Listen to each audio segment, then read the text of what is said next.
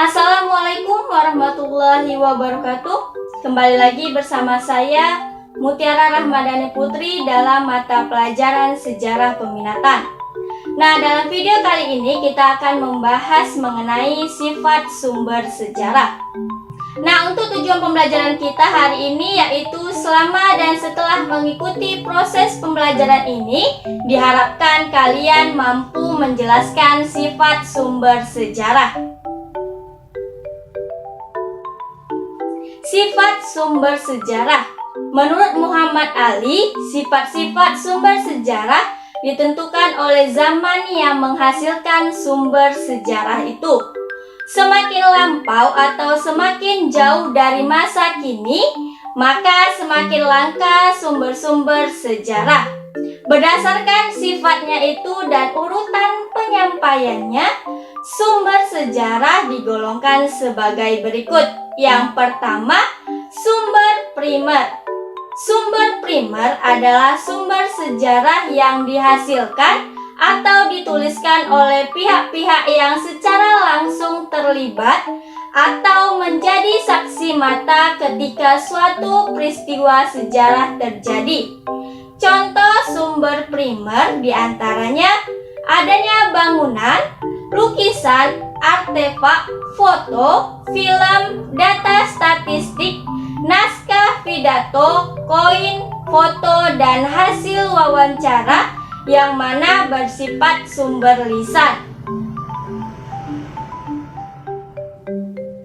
Keterangan yang diperoleh dari Bung Hatta tentang Perhimpunan Indonesia pada tahun 1920 sampai 1929 merupakan contoh sumber primer dari hasil wawancara.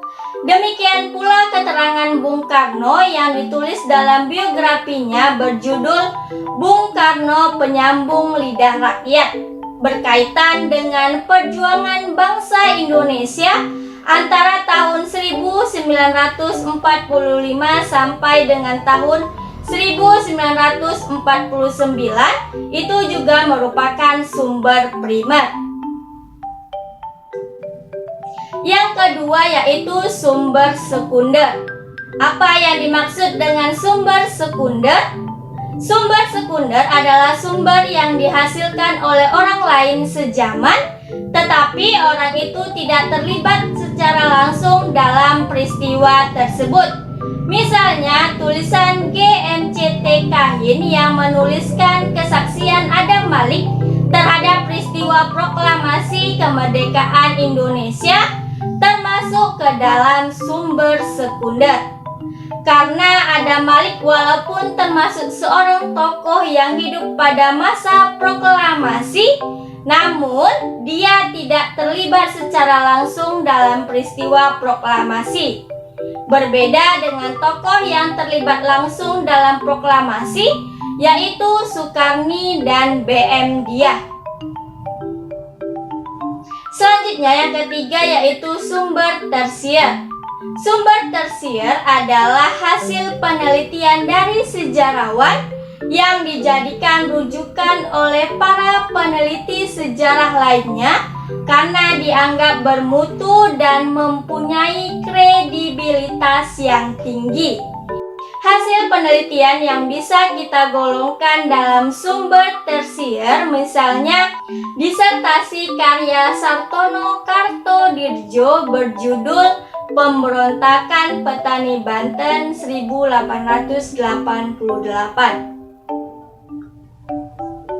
Nah, itulah penjelasan materi kita hari ini. Semoga kamu dapat memahaminya dengan baik.